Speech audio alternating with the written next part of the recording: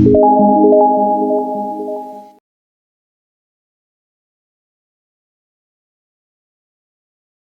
I am doctor Mohini Chikhalande. Welcome to क्रिया शारीर lecture series. आजच्या लेक्चरमध्ये आपण आहार या टॉपिकबद्दल अभ्यास करणार आहोत. क्रिया शारीर पेपर 1 मध्ये आपण त्रिदोष बघितले, वातदोष, पित्तदोष, कफदोष. नंतर आपण प्रकृती बघितल्या, शारीरिक प्रकृती, मानसिक प्रकृती. त्याच्यानंतर आपण दोषांची वृद्धी, क्षय लक्षणे, हे सगळे टॉपिक्स कव्हर केलेले आहेत. पुढचा टॉपिक येतो तो म्हणजे आहार, म्हणजेच अन्न जे आपण रोज सेवन करतो त्याला आपण आहार म्हणतो. तर या आहाराचं महत्व काय आहे, किंवा आहार कशा स्वरूपाचा असला पाहिजे, किती प्रमाणात घेतला पाहिजे, त्याचे काही नियम आहेत का, ह्या सगळ्या ज्या गोष्टी आहेत ते आज आपण डिस्कस करणार आहोत. तर हा जो टॉपिक आहे आहार, क्रियाशारीर पेपर 1 मधला, हा युनिव्हर्सिटी एक्झामसाठी MCQ, SAQ आणि LAQ अशा तीनही प्रकारच्या प्रश्नांसाठी महत्वाचा आहे.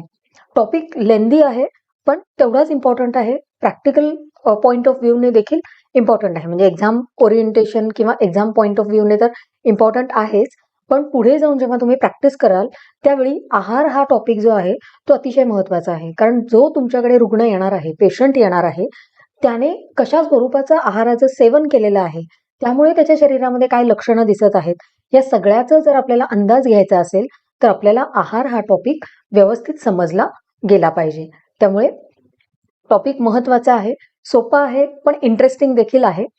त्यामुळे हा जो टॉपिक आहे हा आज आपण डिस्कशन किंवा अभ्यासासाठी घेतलेला आहे.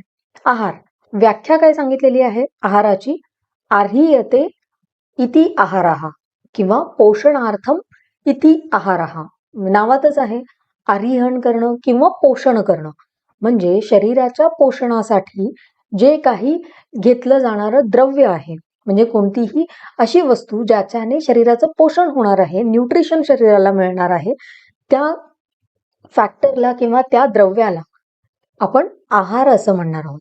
इथे द्रव्य म्हणजे काय, तर एक फॅक्टर किंवा अशी एंटिटी की ज्याच्या सेवनाने शरीराचं पोषण होणार आहे, शरीराचं न्यूट्रिशन होणार आहे, शरीराला नरिशमेंट मिळणार आहे, त्याला आपण आहार असं म्हणणार आहोत. ही झाली आहाराची व्याख्या.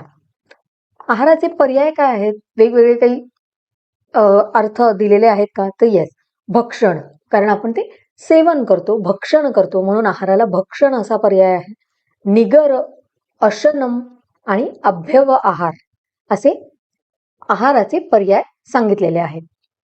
त्याच्यानंतर आहाराचं महत्व काय आहे, इम्पॉर्टन्स काय आहे, की कशा स्वरूपाचा आहार घेत आहोत किंवा आहारावर नेमकं शरीरामध्ये काय घडणार आहे, आहार घेतल्यानंतर काय घडणार आहे.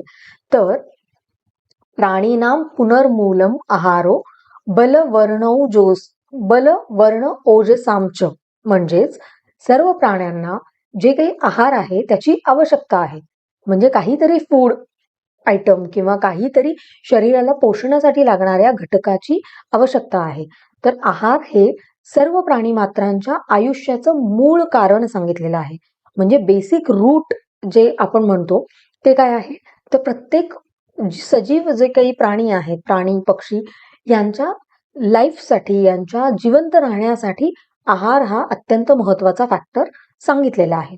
शरीराचे बल, त्वचेची कांती आणि सगळ्या धातूंचं सार, जे आपण ऑलरेडी बघितलेलं आहे क्रियाशारीर पेपर 2 मध्ये, जो काही सिलेबसमध्ये पॉइंट आहे की सगळे धातू, सप्तधातू, रस, रक्त, मांस, मेद, अस्थि, मज्जा, शुक्र, आणि या धातूंचा उत्तम अंश किंवा त्यांची प्युरेस्ट फॉर्म मध्ये जेव्हा हे धातू जातात त्याला आपण धातूंचं सार म्हणतो.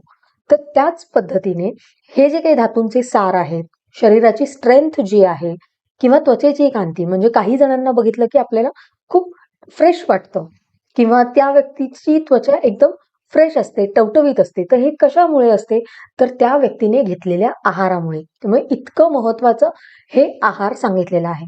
म्हणजे शरीराची स्ट्रेंथ, त्वचेची कांती आणि सगळ्या धातूंचे, सप्तधातूंचं सार असलेलं जे काही ओज आहे, कारण आपल्याला माहितीये सगळ्या धातू, शुक्र धातू शेवटचा आहे, रसापासून जेव्हा प्रत्येक धातूंमधून पुढच्या धातूची निर्मिती होते, सगळ्यात शेवटी शुक्र धातू, नंतर त्याच्यातून प्युरेस्ट फॉर्म काय तयार होतो, तर ओजाची निर्मिती सांगितलेली आहे. तर हे जे ओज आहे हे देखील आहारावरच अवलंबून असणार आहे. ओजाचे आपण परत प्रकार बघितले होते, परोज अपरोज, मग त्यांचं स्थान काय आहे, प्रमाण काय आहे, ह्या सगळ्या गोष्टी बघितलेल्या होत्या. तर इतकं महत्व या आहाराला दिलेलं आहे की ज्याच्या सेवनाने, ज्याच्या इंजेक्शनमुळे शरीराची स्ट्रेंथ ठरणार आहे. म्हणजे चांगला आहार जर घेतला गेला तर फिजिकल बिल्ड व्यवस्थित होणार आहे, फिजिकल स्ट्रेंथ व्यवस्थित असणार आहे आणि त्वचेची कांती म्हणजेच स्किन एकदम व्यवस्थित असणार आहे. जर आता आपण आत्ताच्या घडीला विचार केला तर जर काही लोक असतात की जे कंटिन्युअसली बाहेरचं खातात, येणं केनं प्रकार आहे. म्हणजे काही रोजच झोमॅटो करतील, स्विगी करतील, काहीतरी फूड ॲप्स जे काही आहेत त्याच्यावरून ते ऑर्डर करतील किंवा रेस्टॉरंटमध्ये बऱ्याचदा खाणं होत असेल, तर अशा लोकांच्या चेहऱ्याकडे जेव्हा आपण बघतो तेव्हा मात्र त्यांच्या चेहऱ्यावर एक म्लानता किंवा काय म्हणू शकतो आपण की एक तेज नाहीये असं आपल्याला बघायला मिळतं. कारण त्यामध्ये तेवढं न्यूट्रिशन नाहीये. कारण त्याच्यामध्ये अत्यधिक प्रमाणात मसाल्यांचा वापर आहे, तेलाचा वापर आहे, फूड हायजीन बद्दल आपल्याला काही कल्पना नसते. त्यामुळे जे कंटिन्युअसली अहितकर आहाराचं सेवन करतात त्यांच्यामध्ये आपल्याला त्वचेची कांती ही थोडी कमी झालेली बघायला मिळते. आणि कंपेअर्ड टू जे नेहमी घरातलं सात्विक आहाराचं सेवन करतात, पोळी भाजी वरण भात, हे जे काही व्यवस्थित जेवण आहे आणि कधीतरी बाहेरचं खाणं दॅट इज एक्सेप्टेबल. तर असं जेवण जेवणाऱ्या व्यक्तीच्या त्वचेची कांती जी आहे ती अतिशय जास्त आपल्याला प्रकर्षाने जाणवून येणार आहे की या व्यक्तीची स्किन एकदम नितळ आहे, पिंपल्स येणार नाहीयेत किंवा स्किन एकदम फ्रेश टवटवीत अशी दिसणार आहे. आणि जे फ्रिक्वेंटली बाहेरचं खाणं किंवा अति मसाले पदार्थ असणारे जर सेवन करत असतील काही मसाल्यांचे पदार्थ किंवा जास्त स्पायसी, जास्त ऑइली, फ्राईड फूड असं जर जास्त जेवणामध्ये येत असेल तर त्याचा डेफिनेटली शरीरावरती परिणाम होणार आहे. त्यामुळे आहार काय घेत आहे एखादा मनुष्य हे अत्यंत महत्वाचं आहे. पुढचा टॉपिक आहे आहाराचा शरीरावर काय परिणाम होतात. कारण आहाराचं महत्व तर आपण बघितलं की आहारामुळे शरीराची स्ट्रेंथ जी काही आहे, फिजिकल स्ट्रेंथ, त्वचेची कांती आणि शरीरातला सगळ्यात महत्वाचा घटक म्हणजे ओज, हे सगळं आहारावरती अवलंबून आहे. त्यामुळे आहाराचं महत्व आपल्याला कळालेलं आहे. पण हे जे आपण आहार सेवन करणार आहोत त्याचा शरीरावर काय परिणाम होणार आहे तर प्राणाः प्राणभृताम अन्नम लोको अभिधावती वर्णः प्रसादाः सौस्वर्यम जीवितम प्रतिभा सुखम तुष्टीही पुष्टिर्बलम मेधा सर्वम अन्ने प्रतिष्ठितम. म्हणजेच काय सांगितलेलं आहे, सर्व प्राणीमात्रांचं जे काही आयुष्य आहे, त्यांचं जे काही लाईफ आहे हे आहारावर अवलंबून आहे. म्हणजे जे काही आहार सेवन करणार आहे त्याच्यावरूनच प्रत्येक सजीव, जी काही सजीव आहे, प्राणी आहेत, यांचं लाईफ ठरणार आहे. त्यामुळे अन्न प्राप्तीसाठी प्रत्येकच जण प्रयत्न करत असतो की आहार कसं मिळवला गेला पाहिजे. मग ते जंगली जे काही असतात, वाईल्ड ॲनिमल्स जे असतात ते त्यांच्या शिकार शोधण्यासाठी फिरत असतात. कारण प्रत्येकाला जिवंत राहायचं आहे, प्रत्येकाला सर्व्हायव्हल मोड राहण्यासाठी किंवा त्याचं जीवन टिकवून ठेवण्यासाठी आहाराची आवश्यकता आहे. तर त्वचेचा प्राकृत वर्ण जो आहे, म्हणजे ज्याला आपण कॉम्प्लेक्शन म्हणतो, ती स्किनचं कॉम्प्लेक्शन जे आहे, स्वर म्हणजे आवाज, आयुष्य, कल्पनाशक्ती म्हणजेच प्रतिभा, जे इमॅजिनेशन आहे, मेंटल स्ट्रेंथ आहे, सुख, आनंद, धातू पोषण, शरीर बल, ग्रहण शक्ती म्हणजे मेधा, म्हणजे जे काही आकलन शक्ती आहे, एखाद्याने आपल्याला काही समजावून सांगितलं तर त्याचं आपल्याकडे किती ग्रास्पिंग कॅपॅसिटी आहे, आपण किती व्यवस्थित पद्धतीने ते ग्रास्प करू शकत आहोत, आकलन होत आहे, या सगळ्या गोष्टी ज्या आहेत या अन्नावर अवलंबून असल्यामुळे मनुष्याने योग्य प्रकारचं आहार सेवन करणं अतिशय आवश्यक आहे. कारण या आहाराचाच परिणाम शरीरावर होणार आहे आणि शरीरातल्या या ज्या काही गोष्टी आहेत की स्किन कॉम्प्लेक्शन, व्यवस्थित चांगला सात्विक आहार जर रोज सेवन केला तर स्किन कॉम्प्लेक्शन उजाळणार आहे, उत्तम त्वचेची कांती दिसणार आहे, स्वर म्हणजे आवाज मधुर व्यवस्थित असणार आहे. पण तेच जर तुम्ही फ्राईड कंटिन्युअसली खात असाल किंवा अनहायजेनिक फूड जर खाण्यात आलं तर त्याने लगेच आपला आवाज खराब होतो. तर हे काय आहे तर हे आहारावर अवलंबून असणाऱ्या गोष्टी आहेत. किंवा जर आहार व्यवस्थित असेल तर मनुष्याची जसे फिजिकल स्ट्रेंथ चांगली होणार आहे, त्याच पद्धतीने मेंटल स्ट्रेंथ देखील उत्तम असणार आहे. म्हणजेच कल्पनाशक्ती, इमॅजिनेशन, एखाद्या गोष्टींकडे बघण्याचा दृष्टिकोन किंवा काय म्हणू शकतो आपण की ग्रास्पिंग कॅपॅसिटी कोणतीही गोष्ट जर आकलन करून घ्यायची असेल तर त्या व्यक्तीला ते ग्रास्पिंग कॅपॅसिटी त्याची उत्तम असणार आहे. त्यामुळे उत्तम आहार सेवन करणाऱ्या मनुष्याच्या या सगळ्या गोष्टी ह्या उत्तम अवस्थेमध्ये असणार आहे. त्यामुळे आहाराला अनन्यसाधारण महत्व हे दिलं गेलेलं आहे. हे जे आहार आहे याची कार्ये काय आहेत, काय एक्झॅक्टली होणार आहे आहारामुळे, तर जाठराग्नी प्रदीप्त करणे. आपल्याला माहिती आहे की आपण आहार सेवन करतो, त्याच्यानंतर डायजेस्टिव्ह फायरची ऍक्शन होते, त्याच्यानंतर तिथे सारकिट्ट विभाजन होतं. जे शरीराला पोषक अंश आहेत ते शरीरामध्ये ऍब्सॉर्ब केले जातात आणि जे वेस्ट प्रोडक्ट आहे ते शरीरातून बाहेर फेकले जातात. तर इथे जे डायजेस्टिव्ह फायर आहे, जाठराग्नी आहे, त्याला प्रदीप्त करण्याचं काम हे आहार करणार आहे. म्हणजे जर यज्ञ कुठे असेल तर तिथे आपण एक एक जेव्हा समिधा टाकतो, त्याच्यानंतर आपण तूप, तेल हे स्निग्ध पदार्थ टाकतो, त्याने अग्नी काय होणार आहे, प्रज्वलित होणार आहे. अग्नी हा कंटिन्युअसली तिथे तेवत राहणार आहे.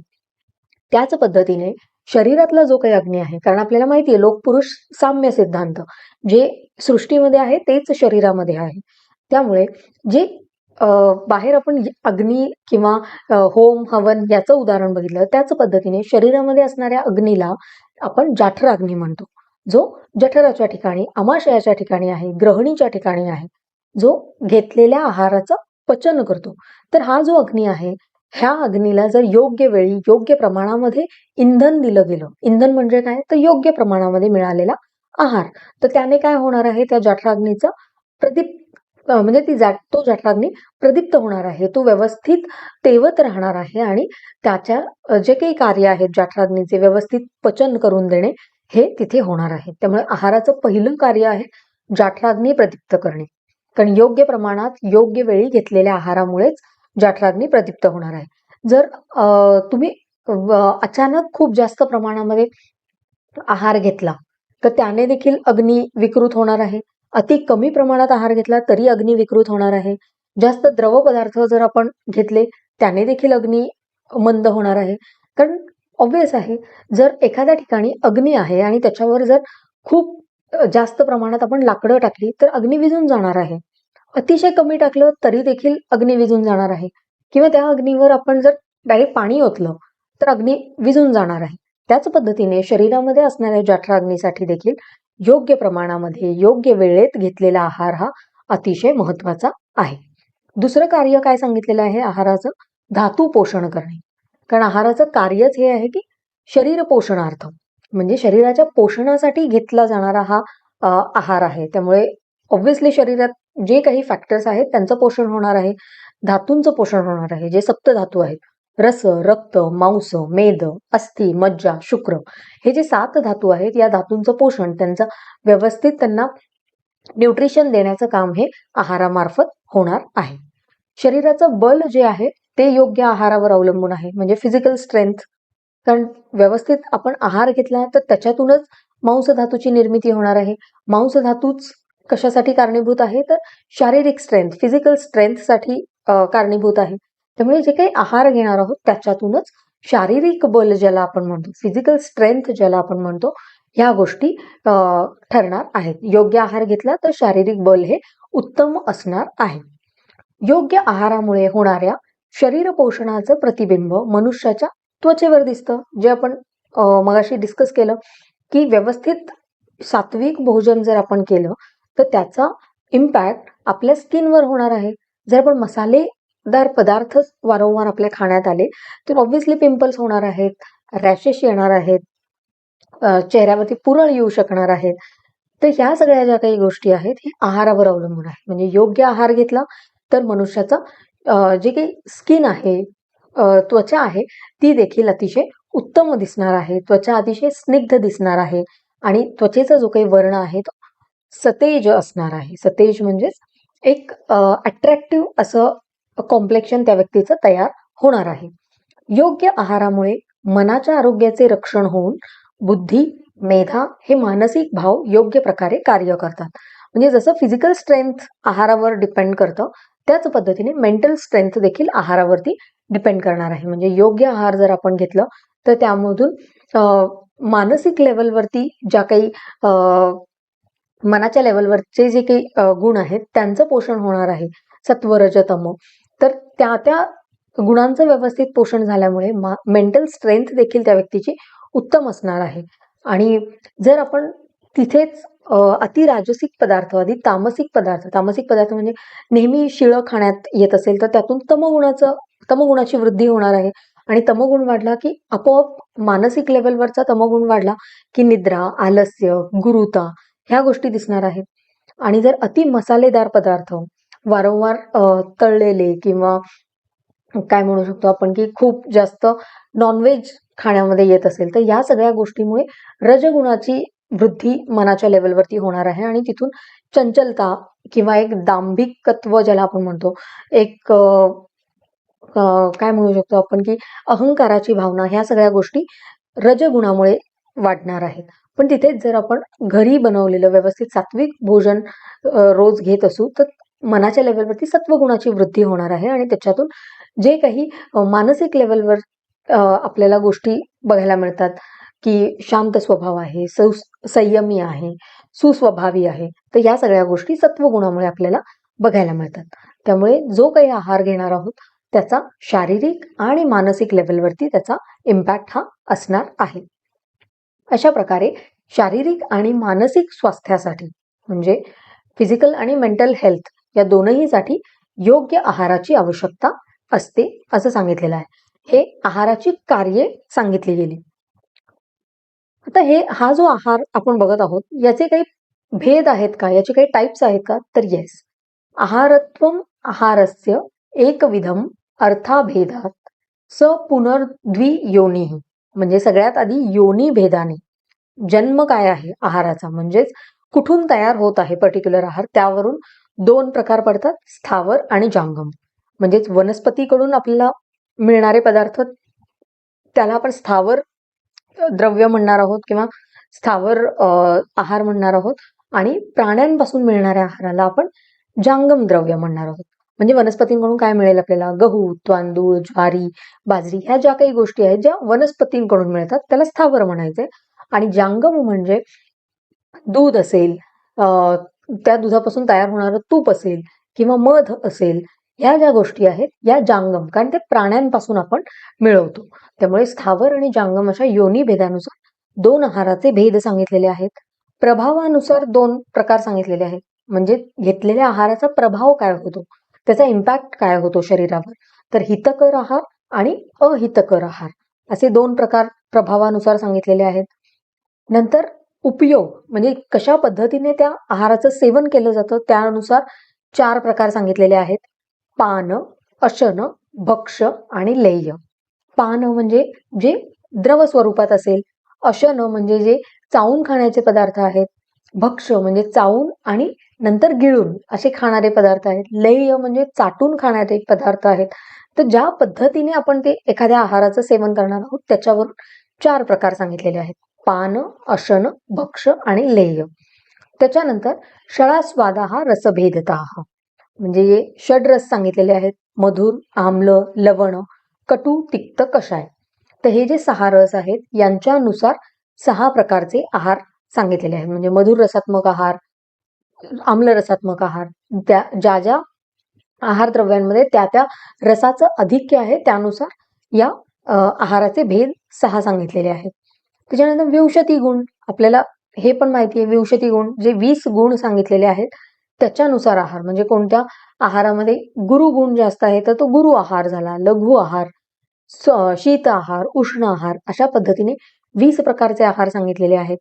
अशा पद्धतीने अपरिसंख्येय विकल्प म्हणजे असे परमिटेशन कॉम्बिनेशनने अपरिसंख्य म्हणजे असंख्य असे विकल्प परमिटेशन कॉम्बिनेशन हे आहाराचे बनतात आणि त्याच्यातून आहाराचे वेगवेगळे भेद हे आपल्याला बघायला मिळतात. तर आपण एक एक टाईप नुसार बघूया. सगळ्यात पहिल्यांदा होता योनी भेदानुसार. योनी म्हणजे जन्म, जिथून त्या पर्टिक्युलर गोष्टीचा जन्म होतो किंवा उत्पत्ती होते. तर स्थावर द्रव्य आणि जांगम द्रव्य म्हणजे कुठून त्यांची निर्मिती होते यावरून दोन प्रकार आहेत, स्थावर आणि जांगम.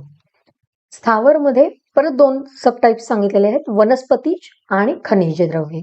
वनस्पतीमध्ये गहू, तांदूळ, डाळी, फळे, भाज्या जे काही झाडांपासून आपल्याला मिळणार आहे ते आपण वनस्पतीज द्रव्य म्हणतो. आणि जे खनिजांपासून मिनरल्समध्ये आपल्याला मिळणार आहेत, सैंधव, लवण, तर हे आपल्याला खनिज द्रव्यामध्ये कन्सिडर करायचे, म्हणजे जे खाणीतून मिळणार आहेत. पण हे दोनही कशाचे सबटाइप्स आहेत? स्थावर द्रव्यांचे. कारण स्थावर द्रव्यामध्ये जे पृथ्वीवर आहे, स्थव म्हणजे पृथ्वीवरून आपल्याला मिळणार आहे, म्हणजे जसं की वनस्पती आणि खनिज दोनही पृथ्वीशी निगडीत असल्या कारणाने आपल्याला ह्या दोनही कॅटेगरीज स्थावर द्रव्यामध्ये कन्सिडर करायचे. आणि दुसरी कॅटेगरी आहे ती म्हणजे जांगम द्रव्य, जिथे गाईचं दूध असेल, त्याच्यातून निर्माण होणारं तूप असेल, लोणी असेल किंवा मांसाहार नॉनव्हेज जे काही आहे हे जांगम द्रव्यांमध्ये येणार आहे, कारण हे प्राण्यांपासून मिळवणार आहोत. जसं गहू तांदूळ यांची आपल्याला शेतामध्ये पिकं दिसतात, त्याच पद्धतीने जर आपल्याला दूध हवं असेल तर आपल्याला गाय किंवा म्हशीची आवश्यकता लागणार आहे. तर प्राण्यांपासून मिळणाऱ्या द्रव्यांना जांगम द्रव्य आणि वनस्पतींपासून मिळणाऱ्या द्रव्यांना किंवा खनिजापासून मिळणाऱ्या द्रव्यांना हे स्थावर द्रव्य असं म्हणण्यास सांगितलेलं आहे. तर योनी भेदानुसार 2 प्रकार आहेत, स्थावर आणि जांगम. त्याच्यानंतर प्रभाव भेदानुसार की घेतलेल्या आहाराचा शरीरावरती काय प्रभाव होणार आहे, काय इम्पॅक्ट होणार आहे, त्यावरून 2 प्रकार सांगितलेले आहेत, हितकर आहार आणि अहितकर आहार. हितकर आहार म्हणजे नावातच आहे, ज्याच्याने शरीराला फायदा होणार आहे, शरीरातलं धातू साम्य टिकून राहणार आहे, म्हणजे सगळे धातू व्यवस्थित कार्यरत असणार आहेत आणि धातूंची जी जी आपली आपली कार्य आहेत ती व्यवस्थितपणे धातू करत असणार आहेत. तिथे आपण अशा प्रकारच्या आहाराला हितकर आहार, म्हणजे एखाद्या आहाराचं सेवन केल्यानंतर शरीरातलं स्वास्थ्य टिकून राहणार आहे, एकदम हेल्दी जे काही लाईफ आहे ती तशीच्या तशी चालू राहणार आहे, त्याला आपण हितकर आहार म्हणतो. तर त्या हितकर आहारमध्ये काय आहेत, कोणते कोणते आहेत? तर शुकधान्य, जे आपण काय म्हणू शकतो त्याला, की ज्याच्यावरती टर्फल आहे, त्यामध्ये रक्तशाली हे श्रेष्ठ सांगितलेलं आहे. शमी धान्य म्हणजे जे काही कडधान्य आहे त्याच्यामध्ये मुदग म्हणजेच मूग सांगितलेले आहेत. लवणामध्ये सैंधव श्रेष्ठ सांगितलेले आहे आणि दुधामध्ये गोदुग्ध म्हणजे गाईचं दूध आणि तुपामध्ये गाईचं तूप हे श्रेष्ठ किंवा हितकर आहारामध्ये सांगितलेलं आहे. कारण यांच्या सेवनानंतर शरीरातलं जे काही धातू साम्य आहे, म्हणजे जे काही धातू आहेत ते व्यवस्थित कार्यरत होणार आहे. अहितकर आहार म्हणजे एक्झॅक्टली याच्या उलट, की धातू वैषम्य निर्माण होतं, असे काही आहार्य पदार्थ की ज्यांच्या सेवनाने शरीरातलं धातूंमध्ये एक इम्बॅलन्स तयार होतो आणि तिथे कदाचित त्याच्यातून व्याधीची निर्मिती होऊ शकते. मग असे कोणते आहार आहेत अहितकर आहारमध्ये? शुकधान्यामध्ये यवक आहे, शमी धान्यामध्ये माश म्हणजे उडीद आहे, लवणामध्ये उशर आहे, दुधामध्ये कुणाचा दूध कनिष्ठ किंवा अहितकर सांगितलेलं आहे तर अविदुग्ध म्हणजे मेंढीचं दूध जे आहे ते शरीरासाठी योग्य नाही. आणि घृतमध्ये देखील आविक घृत सांगितलेलं आहे, म्हणजे मेंढीचं जे काही तूप आहे, दूध आहे, हे शरीरासाठी हितकर नाहीये. पण हितकर कोणाचं आहे तर गाईचं दूध आणि गाईचं तूप हे श्रेष्ठ आणि हितकर सांगितलेलं आहे. त्यामुळे प्रभाव भेदानुसार की शरीरावर एखाद्या आहाराचा काय परिणाम होतो यावरून 2 कॅटेगरी आहेत, हितकर आहार आणि अहितकर आहार. पुढचा भेद आहे उपयोग अनुसार, म्हणजे कशा पद्धतीने आहाराचं सेवन केलं जाणार आहे त्यावरून 4 प्रकार सांगितलेले आहेत. पान, अशन, भक्ष आणि लेय. पान म्हणजे ड्रंकन, जे द्रव स्वरूपामध्ये असेल ते पान सांगितले, म्हणजे जसं की पाणी असेल, दूध असेल, ताक असेल, तर हे जे काही लिक्विड फॉर्म मध्ये असणाऱ्या गोष्टी आहेत ते आपण त्याचं पान करणार आहोत, त्याचं सेवन करत असताना ते लिक्विड कंटेंट जे आहे ते पान होणार आहे. अशन म्हणजे चिवड, म्हणजे जे काही भात आहे, चपाती आहे, भाकरी आहे, हे आपण चावून चावून खाणार आहोत, त्यामुळे त्याला अशन या कॅटेगरीमध्ये दिलेलं आहे. भक्ष म्हणजे काय? च्यू अँड स्वॅलोड, म्हणजे फ्रुट्स असतील, नट्स असतील, हे जे काही आहे जे स्नॅक्स फॉर्म मध्ये आपण म्हणू शकतो, यांना भक्ष असं म्हटलं जातं. किंवा लाडू असेल जो तोडला जातो आणि मग चावून खाल्ला जातो, हे भक्ष कॅटेगरीमध्ये येतो. लेह्य म्हणजे जे चाटून खाल्लं जातं, जसं की मध हा चाटून खाल्ला जातो. अवलेह च्यवनप्राश सारखा अवलेह असेल, तर हे काय आहे, हे चाटून खाण्याच्या गोष्टी आहेत, लेह न करण्याच्या गोष्टी आहेत. त्यामुळे कशा पद्धतीने आपण एखाद्या आहाराचं सेवन करत आहोत त्यानुसार 4 प्रकार सांगितलेले आहेत. पान द्रव पदार्थांसाठी, अशन हे चपाती, भाकरी, भात ह्याच्यासाठी अशन सांगितलेलं आहे, जे चावून चावून खाल्लं जातं. भक्ष्यमध्ये चावून आणि गिळून म्हणजे फ्रुट्स आणि नट्स जे स्नॅक्स फॉर्ममध्ये येतात त्यांना भक्ष्य म्हणायचं आहे. आणि लेह्य म्हणजे जे चाटून खाल्लं जातं, जसं की मध असेल, अवलेह असेल, कोणताही च्यवनप्राश अवलेह असेल, तर हे जे आहे हे लेह्य कॅटेगरीमध्ये येतात. पुढचा भेद सांगितलेला आहे आहाराचा, तो म्हणजे रसभेदानुसार.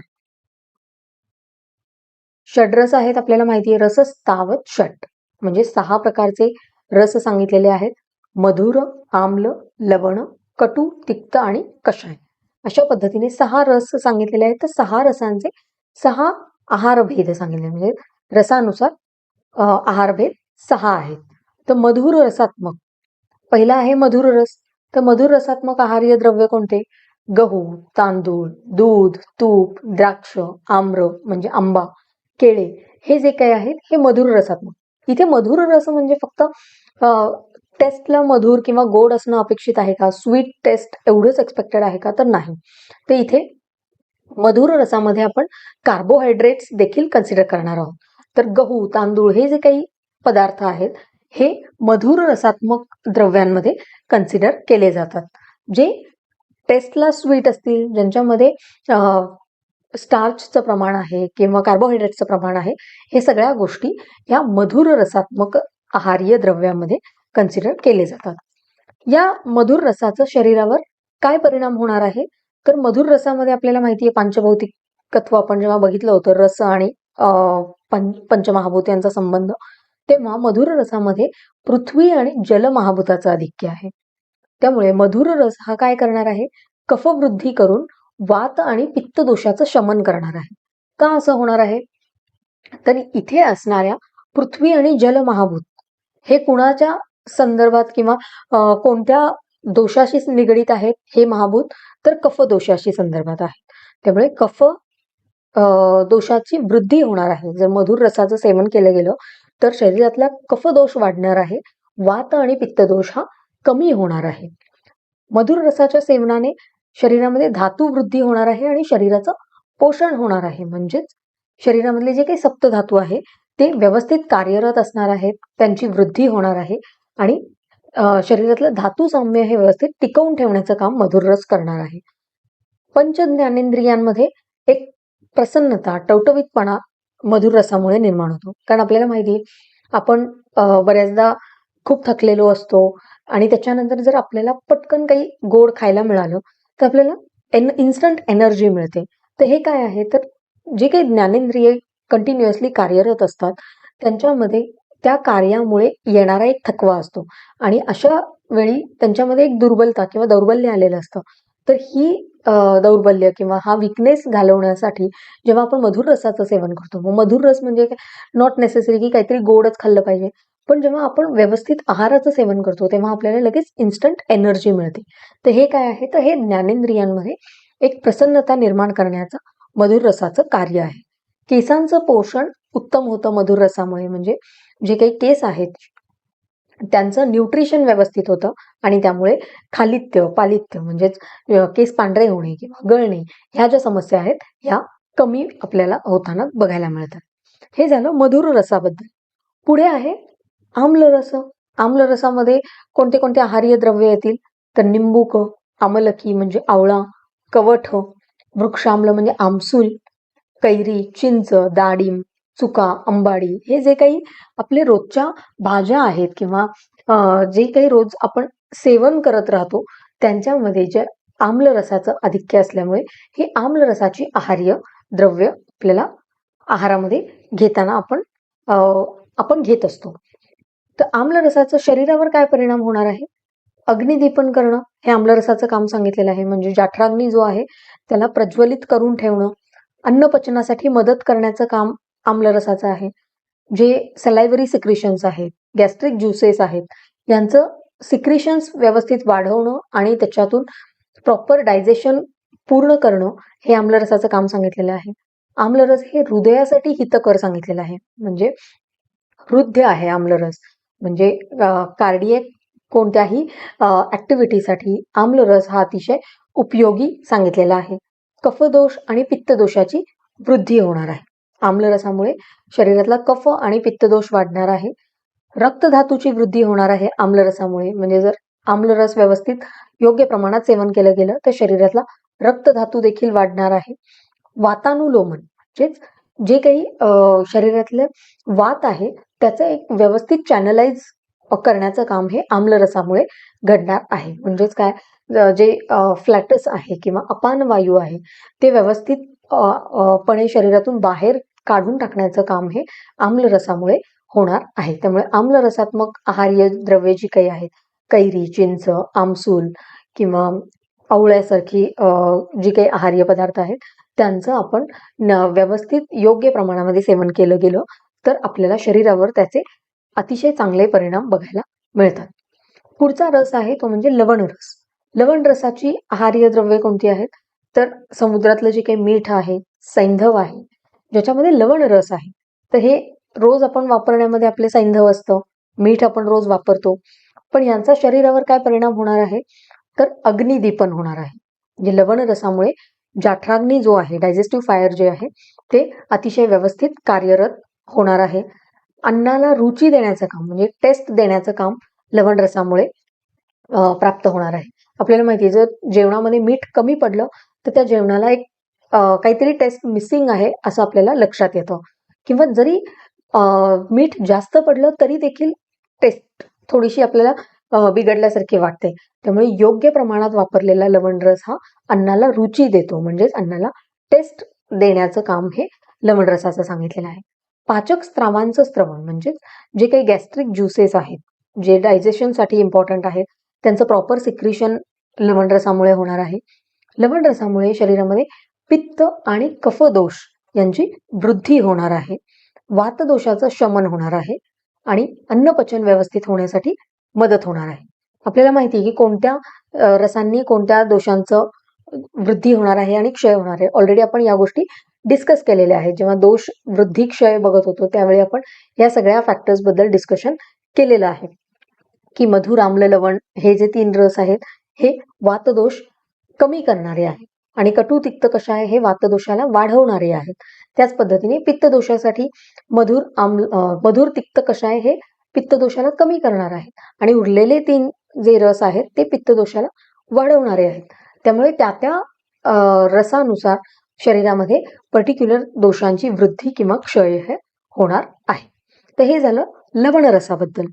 पुढचं आहे कटू रस, म्हणजेच ज्याला आपण मराठीत तिखट म्हणू शकतो.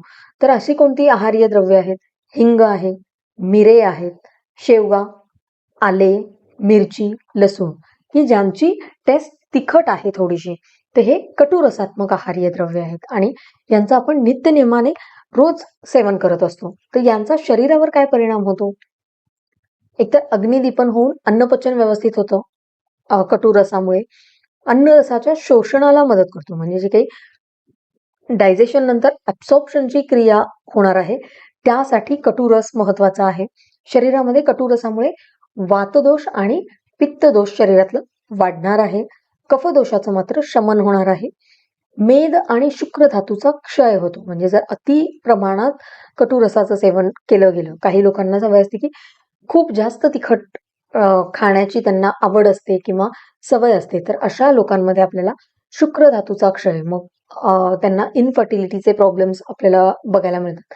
त्यामुळे जेव्हा कधी पेशंट आपल्याकडे क्लिनिकमध्ये येतो तेव्हा सगळ्यात आधी आपल्याला विचारलं पाहिजे की त्यांचा आहार कशा स्वरूपाचा असतो. कारण पटकन पेशंट, आपण जर विचारलं त्यांना की तुम्ही जेवणामध्ये जास्त कोणता टेस्ट प्रेफर करता, तर मोस्ट ऑफ लोक सांगतात आम्हाला तिखट खायला खूप आवडतं, आम्ही खूप जास्त प्रमाणात तिखट खातो. तर खूप जास्त प्रमाणात म्हणजे किती खाता, तर ते एक स्केल आपण ठरवून घ्यावं आणि त्याच्यानुसार आपल्याला या गोष्टी लक्षात येतात की पर्टिक्युलर रुग्ण किती प्रमाणात तिखट खात आहे आणि त्याचा त्याच्या शरीरावर काय परिणाम होत आहे. त्यामुळे जर अति तिखट खाण्याचं प्रमाण असेल तर शरीरामधला मेद धातूचा क्षय होणार आहे आणि शुक्र धातूचा क्षय होणार आहे. शुक्र धातूचा क्षय झाला तर ऑटोमॅटिकली इनफर्टिलिटीचे प्रॉब्लेम्स हे येणार आहेत. त्याच्यानंतर स्तन्य प्रवर्तन कमी होतं. जर पोस्टपार्टम फेजमध्ये म्हणजे डिलिव्हरी नंतर जर आईने अति प्रमाणात कटू रसाचं सेवन केलं म्हणजे जास्त तिखट, स्पायसी, मसालेदार असं आहार घेतला तर त्या पर्टिक्युलर लेडीला, लॅक्टेटिंग मदरला स्तन्य हे कमी तयार होणार आहे आणि त्यामुळे त्या बाळाचं पोट भरणार नाहीये. का? तर तिथे कटू रसामुळे स्तन्य प्रवर्तन हे कमी होणं हे त्याचा इम्पॅक्ट सांगलेला आहे किंवा त्याचा परिणाम सांगितलेला आहे. त्यामुळे आपल्याकडे जेव्हा लॅक्टेटिंग मदर असते तेव्हा तिला मोस्ट ऑफ द टाइम मधुर रसात्मक, द्रव गुणात्मक असं आहार दिला जातो आणि कटू रस हा अति कमी प्रमाणात वापरला जातो. त्यामुळे या सगळ्या गोष्टींचा शरीरावरती काय परिणाम होतो याचा विचार करून आपल्याला प्रत्येक वेळी जेव्हा क्लिनिकमध्ये रुग्ण येणार आहे तेव्हा आपल्याला या सगळ्या गोष्टींचा विचार करणं गरजेचं आहे. पुढचा रस आहे तो म्हणजे तिक्त रस, म्हणजे ज्याला आपण कडू म्हणू शकतो मराठीमध्ये, बिटर टेस्ट ज्याला आपण म्हणू शकतो इंग्लिशमध्ये. तर तिक्त रसाची द्रव्यामध्ये रोज आपण काय खाऊ शकतो किंवा आपल्या आहारामध्ये तिक्त रस कोणता असतो तर मेथीची भाजी आहे, मेथीचा लाडू आहे, कारले आहे, कारल्याची भाजी. बऱ्याच जणांना ती आवडत नाही, पण याचा शरीरावर काय परिणाम होतो तिक्त रसाचा जर सेवन केलं गेलं तर त्याचा शरीरावर काय परिणाम होणार आहे तर रुची निर्माण होणार आहे. म्हणजे दीर्घकाळ आजारी असेल, जर काही तोंडाला चव नसेल, एक अरुची तयार झाली असेल तर अशा वेळेला तिक्त रसाच्या वापराने किंवा तिक्त रसात्मक आहारीय द्रव्य सेवन केलं गेलं तर तोंडामध्ये एक टेस्ट तयार होणार आहे. आहार रसाचं शोषण म्हणजेच ऍब्सॉर्प्शनसाठी मदत करणार आहे. शरीरातला कफ आणि पित्त दोष कमी होणार आहे, पण शरीरातलं वात दोष मात्र वाढणार आहे. मेद धातू, मज्जा धातू आणि शुक्र इथे या धातूंचा क्षय होणार आहे. म्हणजे अति प्रमाणात जर तिक्त रसाचं बिटर टेस्ट अति प्रमाणात जर सेवन केलं गेलं तर त्यामुळे शुक्र धातूचा क्षय होणार आहे, मज्जा धातूचा क्षय होणार आहे आणि मेद धातूचा. मग यामध्ये आपण काय बघू शकतो की जे अति प्रमाणामध्ये कारल्याची भाजी खातील किंवा काही ट्रेंड फॉलो करणारी लोक असतात, तर जर ते काही बघून रोज कारल्याचं ज्यूस पिणारी काही लोक असतात की आता डायबिटीज आहे तर आम्ही आता रोज कारल्याचा ज्यूस पिणार. तर कारल्याचा ज्यूस रोज नित्यनेमाने पिल्यामुळे शरीरातला जो काही वातदोष आहे तो वाढणार आहे आणि त्याच्यामुळे या व्यक्तींच्या शरीरामधले मेद, मज्जा आणि शुक्र धातूचा क्षय होणार आहे. मज्जा धातूचा क्षय झाला म्हणजेच काय तर पोरोटिक चेंजेस दिसणार आहेत. त्यांच्या मेमरीमध्ये आपल्याला चेंजेस जाणवणार आहेत की काही गोष्टी लक्षात राहत नाहीयेत असं आपल्या लक्षात येईल. शुक्र धातूच्या क्षयामध्ये इनफर्टिलिटीचे प्रॉब्लेम्स या व्यक्तींना फेस करावे लागणार आहेत. त्यामुळे जर अति प्रमाणात तिक्त रसाचं सेवन झालं तर मेद, मज्जा आणि शुक्र धातूचा क्षय हा होणार आहे. मूत्र आणि पुरुष मलाचं शोषण होणार आहे. कारण तिक्त रस हा कसा आहे वृक्ष गुणात्मक आहे. त्यामुळे पुरुष आणि मूत्र हे जे काही मल आहेत शरीरातले त्यांच्यामध्ये एक ड्रायनेस येणार आहे. तिथे मग मलावष्टंभासारखी तक्रार हे रुग्ण, कॉन्स्टिपेशन होत आहे फ्रिक्वेंटली असं हे रुग्ण आपल्याला सांगणार आहे. 6वा रस कोणता आहे तो म्हणजे कषाय रस, म्हणजे तुरट किंवा ऍस्ट्रिंजंट टेस्ट ज्याला आपण म्हणतो. तर कषाय रसात्मक द्रव्य कोणती आहेत? कवठ, डाळिंब, सुपारी हे जे आहेत हे कषाय रसात्मक द्रव्य सांगितलेले आहेत. यांचा काय परिणाम होणार आहे शरीरावर तर आहार रसाचं शोषण म्हणजेच ऍब्सॉर्प्शनसाठी कषाय रस महत्वाचा आहे. कषाय रसाच्या सेवनाने शरीरातला वातदोष वाढणार आहे, कफ आणि पित्तदोष कमी होणार आहे. कषाय रसाचं अत्यधिक सेवन केलं गेलं तर मेद धातूचा आणि शुक्र धातूचा क्षय होणार आहे. जसं आपण कटू रसाचं बघितलं होतं त्याच पद्धतीने. म्हणजे काही लोकांना जर सुपारी खाण्याची सवय असेल आणि ते अति प्रमाणात सुपारी त्यांच्या खाण्यात येत असेल तर अशा व्यक्तींमध्ये आपल्याला मेद धातूचा क्षय झालेला बघायला मिळतो आणि शुक्र धातूचा क्षय म्हणजेच त्यांच्यामध्ये आपल्याला बऱ्यापैकी इनफर्टिलिटीचे प्रॉब्लेम्स हे बघायला मिळतात. कषाय रस अतिसेवन झाला तर मलावष्टंभ म्हणजे कॉन्स्टिपेशनची तक्रार रुग्ण आपल्याला सांगणार आहे आणि अवयवांच्या गतीला अडथळा निर्माण होतो. म्हणजेच जे काही इझी मुवमेंट्स आहेत आपल्या हँड्सचे किंवा लेगचे हे होणार नाहीयेत आणि तिथे एक संथ गती तिथे येणार आहे. त्यामुळे कषाय रसाचं जर अतिसेवन झालं तर मेद धातू, शुक्र धातू यांचा क्षय होणार आहे. शरीरामध्ये मलावष्टंभ, रुक्षता वाढणार आहे आणि त्याच्यामुळे कॉन्स्टिपेशनची तक्रार रुग्ण सांगणार आहे. तर हे झालं 6 रसानुसार म्हणजे मधुर, आम्ल, लवण, कटू, तिक्त, कषाय यानुसार जे काही आहार्य द्रव्य आहे त्यांचा शरीरावर काय परिणाम होतो हे आपण आता आहार भेदामध्ये बघितलेलं आहे. पुढची कॅटेगरी येते ती म्हणजे विंशती गुणानुसार. जे 20 गुण आहेत, गुरु लघु, शीत उष्ण, स्निग्ध रुक्ष, मंद तीक्ष्ण, स्थिर सर, मृदू कठीण, विशद पिच्छील, श्लक्ष्ण खर, सूक्ष्म स्थूल, सांद्र द्रव, हे जे 10 पेयर आहेत यांच्यानुसार म्हणजे एखाद्या आहारामध्ये जर गुरु गुण जास्त असेल तर तो गुरुगुणात्मक आहार झाला, लघु गुणात्मक आहार. तर हे जे आहेत याच्यानुसार आहाराचे भेद 20 सांगितलेले आहेत. म्हणजे गुरुगुणात्मक आहार काय असेल, त्याचा जे श्रीखंड, बासुंदी ह्यासारख्या ज्या पचायला जड असणाऱ्या गोष्टी आहेत ते गुरुगुणात्मक आहारामध्ये येतात. तिथेच आपल्याला जर चुरमुरे असतील किंवा मूग असेल, मुगाचं कढण असेल, तर हे लघु गुणात्मक येतात. का? तर त्यांच्यामध्ये असणाऱ्या लघु गुणामुळे हे जे आहार्य पदार्थ आहेत हे पचायला लवकर सोपे असतात आणि ते लवकर पचतात, त्यामुळे ते लघु गुणात्मक आहार. तर अशा कॅटेगरीनुसार 20 गुणांनुसार जे काही आहार्य द्रव्य आहे, गुरुगुणात्मक आहार, लघुगुणात्मक आहार किंवा स्निग्धमध्ये आपण म्हणू शकतो की जर तेल, तूप ह्या गोष्टी असतील तर ते स्निग्ध गुणात्मक आहार आहे. वृक्ष म्हणजे ज्याच्यामध्ये तेल, तुपाचा अजिबात वापर केला गेलेला नाही असा तो वृक्ष गुणात्मक आहार. किंवा जो आहार उष्ण आहे म्हणजे ज्याच्यामध्ये मिरे किंवा मिरची, लसूण यांचा वापर केला गेलेला आहे तो उष्ण गुणात्मक आहार आहे. शीत गुणात्मक म्हणजे जिथे शीत द्रव्यांचा वापर जास्त झालेला आहे किंवा चंदनासारखी द्रव्य जर वापरली गेली असतील तर ती शीत गुणात्मक आहार झाला. तर अशा पद्धतीने 20 गुणानुसार आहाराचे 20 भेद सांगितलेले आहेत. पुढची कॅटेगरी आहे ती म्हणजे महाभूत अधिक्यानुसार. पंचमहाभूत आपल्याला माहिती आहेत, पृथ्वी, जल, तेज, वायू आणि आकाश. तर त्यानुसार प्रत्येक आहारामध्ये कोणत्या महाभूताचा अधिक्य आहे त्यानुसार आहाराचे प्रकार सांगितलेले आहेत. ते 5 आहेत. कोणते कोणते? पार्थिव आहार, जलीय आहार, अग्नेय आहार, वायवीय आहार आणि आकाशीय आहार. म्हणजे एखाद्या आहाराच्या पदार्थामध्ये पृथ्वी गुणाचं पृथ्वी महाभूत अधिक्य असेल तर तो पार्थिव आहार झाला. मग तो गहू, ज्वारी, तांदूळ हे पार्थिव आहार झाले कारण त्याच्यामध्ये पृथ्वी महाभूताचा अधिक्य आहे. तिथेच जिथे जल महाभूताचा अधिक्य आहे मग त्यामध्ये ताक असेल, दूध असेल किंवा अजून काय फळांचे ज्युसेस असतील तर ते जलीय आहार झाले कारण त्याच्यामध्ये जल महाभूताचा अधिक्य आहे. अग्नेय म्हणजे अग्नी महाभूताचा अधिक्य असणारे असे जर आहारामध्ये मिरे, पिंपळी यांचा वापर झालेला असेल, मिरची जिथे अग्नी महाभूताचा अधिक्य आहे त्याला आग्नेय आहार म्हणणार आहोत. वायवीय म्हणजे जे वायू महाभूताचा अधिक्य म्हणजे चुरमुरे असतील, लाह्या असतील तर हे वायवीय आहार आपण याला म्हणू शकतो. आकाशीय आहार ज्याच्यामध्ये अगदी मखाणे ज्याला आपण म्हणू शकतो तर हे आकाशीय आहारामध्ये कन्सिडर होणार आहेत. तर हे प्रत्येक महाभूतानुसार कोणत्या महाभूताचं अधिक्य आहे त्यानुसार त्या त्या आहाराचे भेद सांगितलेले आहेत. पुढची कॅटेगरी येते ती म्हणजे दोष धातू मलांवर जे काही परिणाम होतात.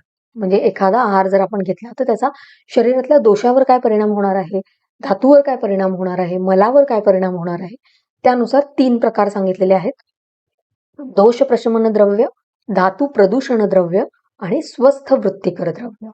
दोष प्रशमन नावातच आहे, दोषांना प्रशमन करणारे, दोषांना शांत करणारी अशी द्रव्य मध्ये कोणती आहेत? शतावरी, आमलकी म्हणजे आवळा, हरितकी म्हणजे हिरडा, बिबितकी म्हणजे बेहडा. तर हे जे आहेत हे शरीरातले जर दोष वाढलेले असतील, इम्बॅलन्स्ड स्टेटमध्ये असतील तर त्यांना बॅलन्स स्टेटमध्ये आणण्याचं काम हे या द्रव्यांकडून होणार आहे. त्यामुळे धातू दोषांवर यांचा काय परिणाम आहे, तर दोषांचं प्रशमन करतात, दोषांना ते शांत करतात किंवा दोषांना साम्य अवस्थेत आणण्याचं काम हे या द्रव्यांकडून होणार आहे. त्यामुळे दोष प्रशमन द्रव्य.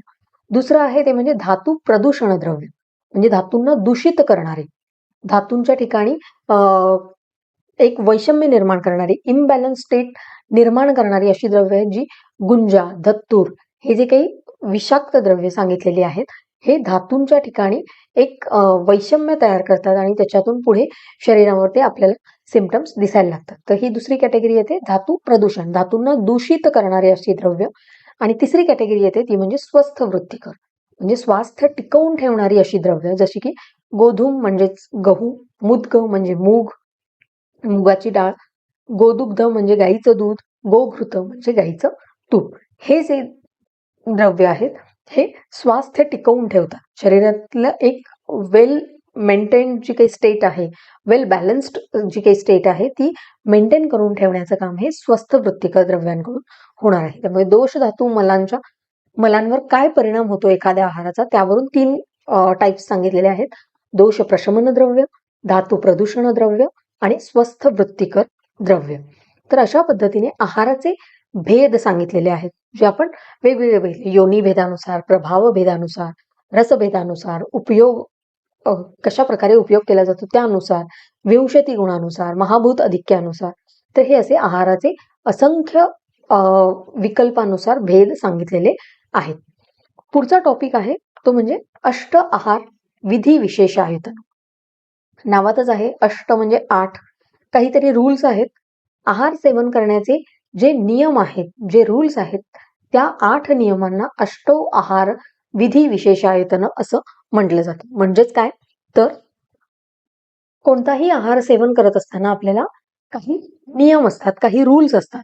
तर हे जे काही रूल्स आहेत, हे रूल्स किती आहेत? 8.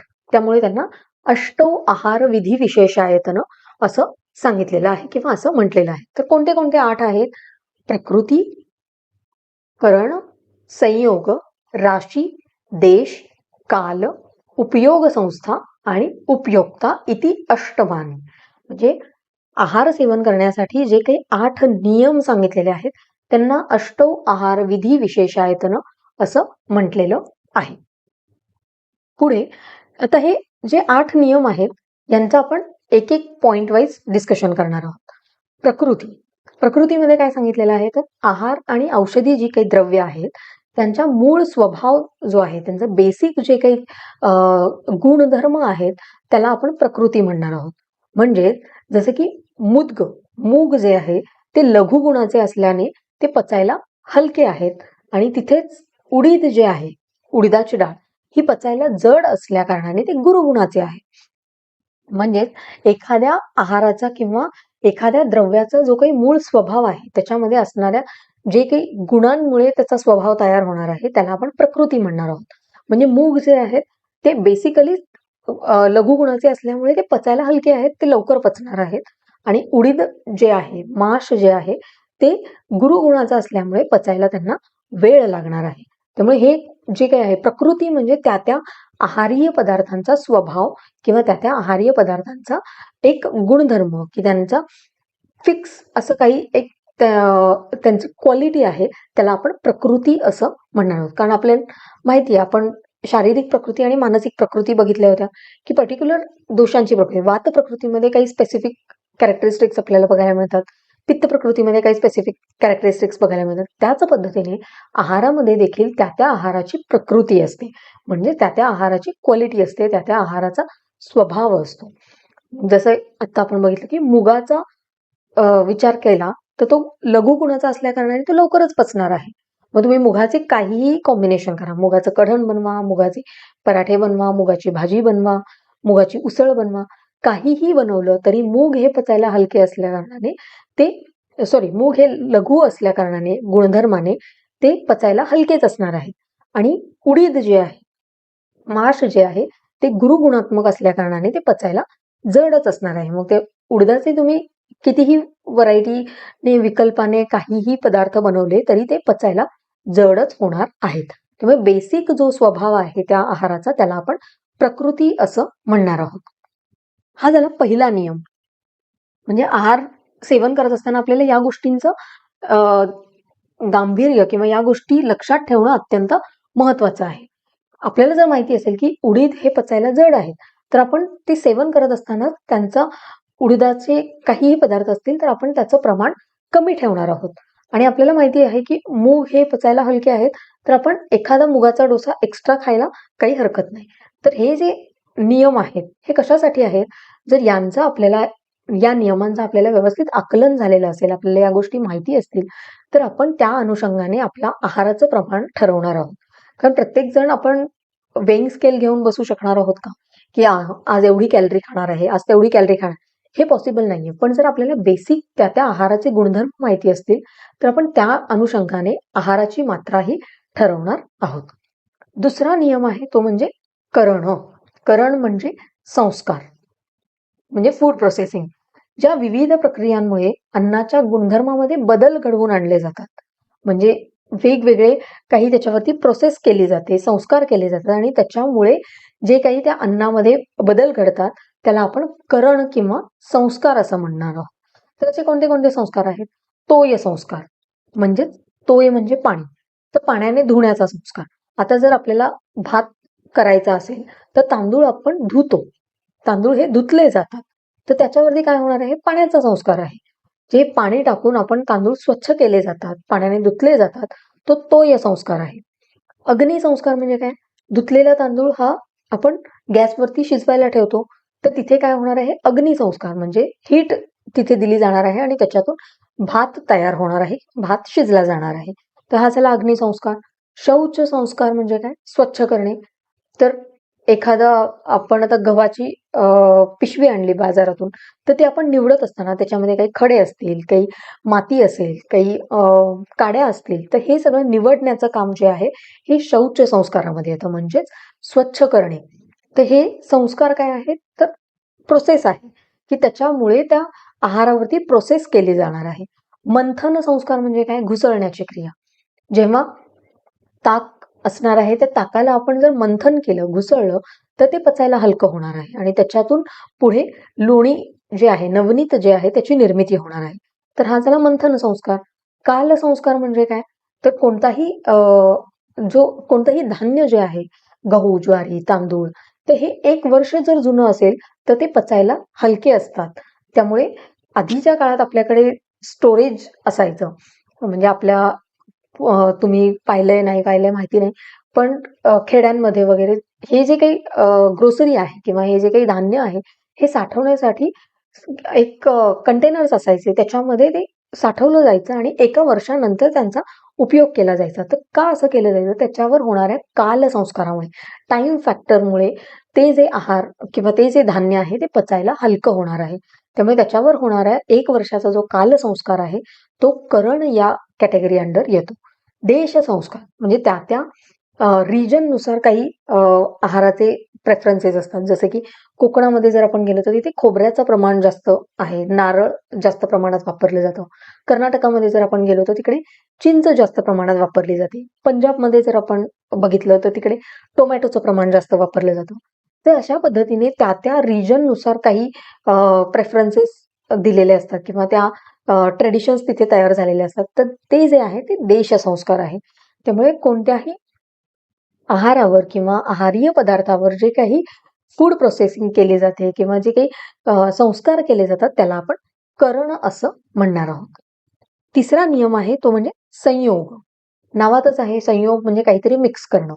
तर कोणती आहारीय द्रव्ये एकत्र करून खायची आणि कोणती खायची नाहीत हा विचार जेवण करताना आपण केला पाहिजे. म्हणजे कोणते कॉम्बिनेशन्स 2 फूड एकत्र आणून आपण खाऊ शकतो किंवा कोणते 2 फूड एकत्र आल्यानंतर ते पॉइझनस होऊ शकतात. या सगळ्या गोष्टींचा आपल्याला अंदाज असेल तर आपण त्या पद्धतीने आहाराचं सेवन हे करणार आहोत. 2 किंवा त्यापेक्षा अधिक आहारीय द्रव्य जेव्हा एकत्र करून खाल्लं जातं तेव्हा त्या प्रक्रियेला संयोग असं म्हटलं जातं. आत्ताच्या ट्रेंडनुसार कशामध्ये काहीही मिक्स करून खाल्लं जातं, पण आयुर्वेदामध्ये काही नियम सांगितलेले आहेत की जसं मध आणि तूप हे दोनही समप्रमाणामध्ये म्हणजे एकाच प्रमाणामध्ये खाऊ नये, कारण ते एकाच प्रमाणामध्ये जर खाल्लं तर त्या शरीरामध्ये विषाची लक्षणं तयार करणार आहे. त्यामुळे मध आणि तूप हे समप्रमाणामध्ये बाय काय म्हणू शकतो आपण की त्याची क्वांटिटी सेम असायला नाही पाहिजे मधाची आणि तुपाची.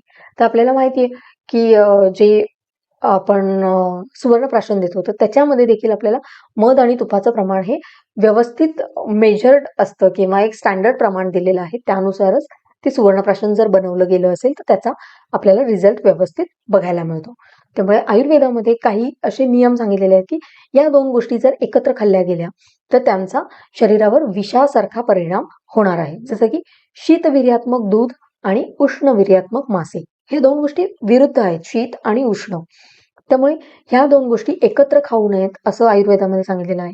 किंवा फळे आणि दूध हे देखील आयुर्वेदामध्ये निषिद्ध सांगितलेलं आहे. ज्याला आपण आता ट्रेंडमध्ये फ्रूट कस्टर्ड किंवा मिल्कशेक्स ह्या ज्या काही गोष्टी आहेत हे आयुर्वेद शास्त्रानुसार चुकीच्या आहेत. कारण फळं आणि दूध, कारण फळामध्ये मोस्टली आम्लरस असतं आणि जेव्हा आम्लरस दुधामध्ये मिक्स होतो तेव्हा दूध फाटणार आहे आणि त्याच्यामधून एक काहीतरी वेगळाच पदार्थ तयार होणार आहे आणि त्याचा परिणाम शरीरावर होणार आहे. आणि जेव्हा अशी लोक विरुद्ध आहार ज्याला आपण म्हणतो किंवा असे काही ऑड कॉम्बिनेशन्स सेवन करणारी जी लोक असतात, जर त्यांनी खूप दीर्घकाळ अशाच आहाराचं सेवन केलं तर त्यांना मोस्टली त्वचा विकृती किंवा स्किन डिसिजेस होताना आपल्याला बघायला मिळतात. त्यामुळे संयोग हा जो प्रकार आहे की कोणते दोन पदार्थ एकत्र करून खायचे आणि कोणते दोन पदार्थ एकत्र करून खायचे नाहीत, याबद्दल जर आपल्याला क्लिअर आयडिया असेल तर आपण त्या पद्धतीने आपले फूड प्रेफरन्सेस किंवा आपण आपला आहार ठरवू शकतो. पुढचा नियम आहे तो म्हणजे राशी. राशी म्हणजे काय, तर आहाराची मात्रा, क्वांटिटी किती पाहिजे. तर राशीमध्ये दोन येतात, सर्वग्रह मात्रा आणि परिग्रह मात्रा. सर्वग्रह मात्रामध्ये काय सांगितलेलं आहे, सर्व आहाराचं एकत्रित प्रमाण मोजणं याला सर्वग्रह मात्रा सांगितलेली आहे. म्हणजे 1 वाटी भाजी, 1 वाटी आमटी, 1 मूठ भात, 2 पोळ्या, हे सगळं एकत्र आपण जेव्हा काउंट करतो तेव्हा त्याला सर्वग्रह मात्रा म्हटलं जातं. म्हणजे पूर्ण ताटामध्ये वाढलेलं सगळं, की भाजी एवढी, आमटी एवढी, पोळी एवढी, भात एवढा, हे सगळ्याला एकत्रित जे आपण क्वांटिटी कॅल्क्युलेट करतो त्याला सर्वग्रह मात्रा असं म्हटलेलं आहे. आणि याच्यामध्ये भाजी कोणती, आमटी कोणती, त्याचे गुणधर्म काय आहेत, मग मुगाची आमटी आहे का, मग ती पचायला हलकी आहे का, किंवा काय उडदाची भाजी आहे का, मग ती पचायला जड आहे का, तर या गोष्टींचा या सर्वग्रह मात्रेमध्ये विचार केला जात नाही. इथे फक्त क्वांटिटी बघितली जाते की किती पोळ्या किती आहेत, 2 की 4, आमटी किती वाटी आहे, 2 की 3 वाटी आमटी घेतलेली आहे, भाजी किती आहे, भात किती आहे, ह्याचा सगळ्यांचा एकूण एकत्रितपणे जो काही प्रमाण आहे किंवा क्वांटिटी आहे त्याला आपण सर्वग्रह, नावातच आहे सर्वग्रह म्हणजे सगळं मिळून एक काउंट करणं ज्याला म्हणतो त्याला आपण सर्वग्रह मात्रा असं म्हणणार आहोत. दुसरी मात्रा काय आहे राशीमध्ये, ती म्हणजे परिग्रह मात्रा. म्हणजे आहार सेवन करत असताना प्रत्येक आहारीय द्रव्याच्या गुणांचा विचार करून ती मात्रा ठरवली जाते. म्हणजे जसं जर मुगाची आमटी असेल तर ती थोडीशी जास्त खायला काही हरकत नाही, पण जर श्रीखंड असेल तर ते पचायला जड आहे, त्यामुळे त्याचं प्रमाण आहारामध्ये कमी असलं पाहिजे.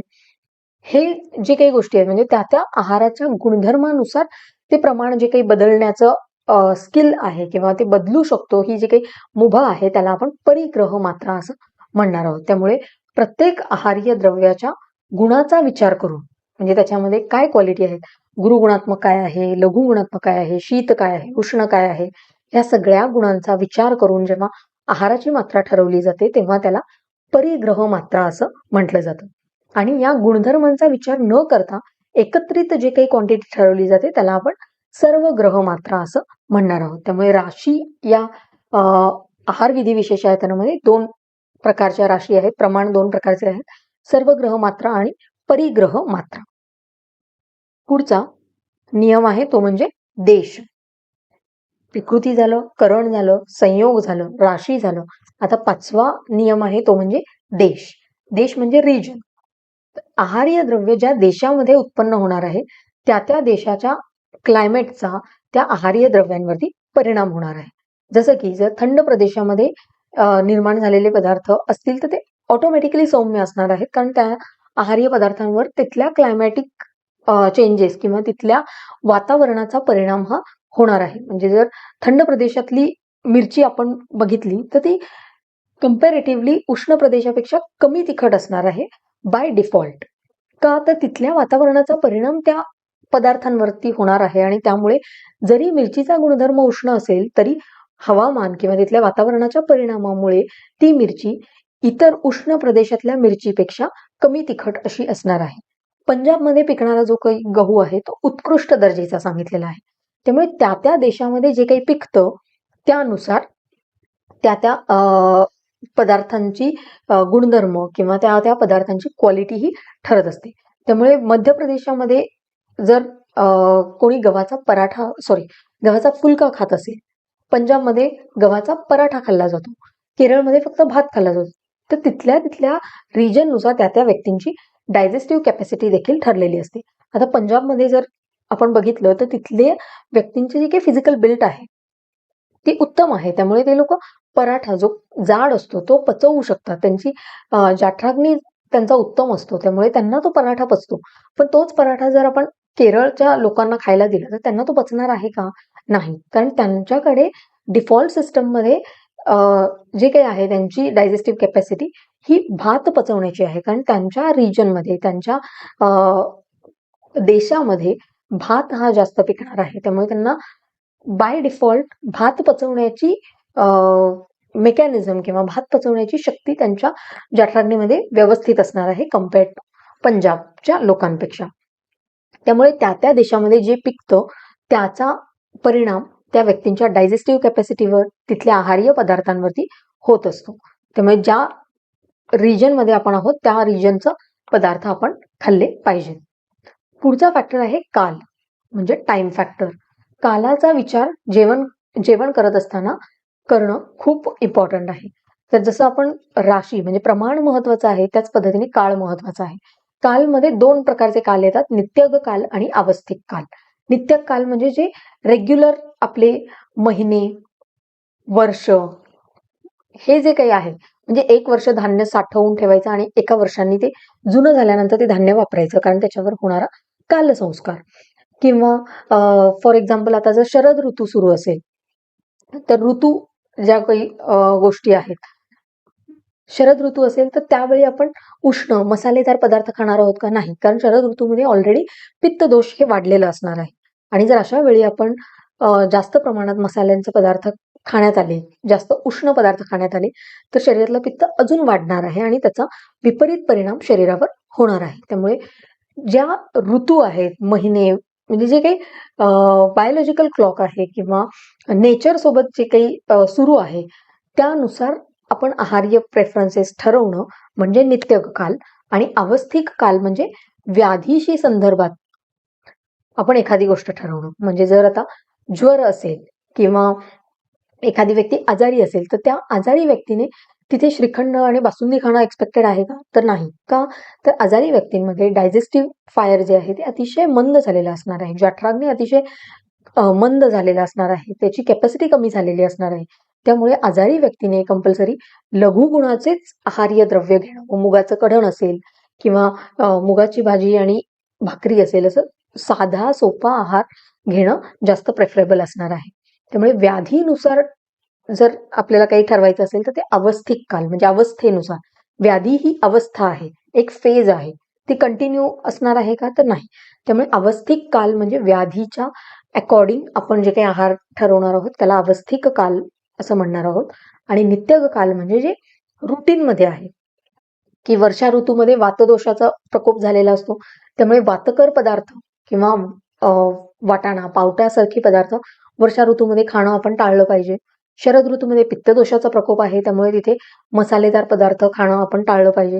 तर या गोष्टी ज्या आहेत ह्या नित्यग काल म्हणजे जे नित्य नियमाने सुरू आहे, जे निसर्गासोबत अलाइन्ड आहेत गोष्टी, त्यानुसार आपण काही फूड प्रेफरन्सेस ठरवतो, ते म्हणजे नित्यग काल. तर काल किंवा टाइम फॅक्टर हा देखील एक इम्पॉर्टंट फॅक्टर आहे. पुढे आहे उपयोग संस्था. उपयोग संस्था म्हणजे काय? तर कशा प्रकारे जेवावं. जेवताना आता आपण ऑलरेडी बघत आहोत की जेवताना काही नियम सांगितलेले आहेत, पण जेवण करत असताना त्या व्यक्तीने कशा प्रकारचं जेवण जेवलं पाहिजे यासाठी देखील काही नियम आहेत, ज्याला आपण उपयोग संस्था असं म्हणणार आहोत.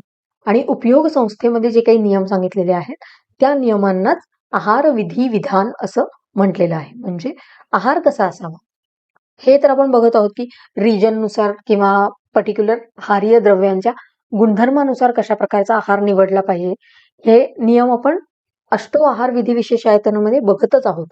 पण एखादी व्यक्ती जेवताना पर्टिक्युलरली काही नियम आहेत, त्यांना आपण आहार विधी विधान असं म्हणतो.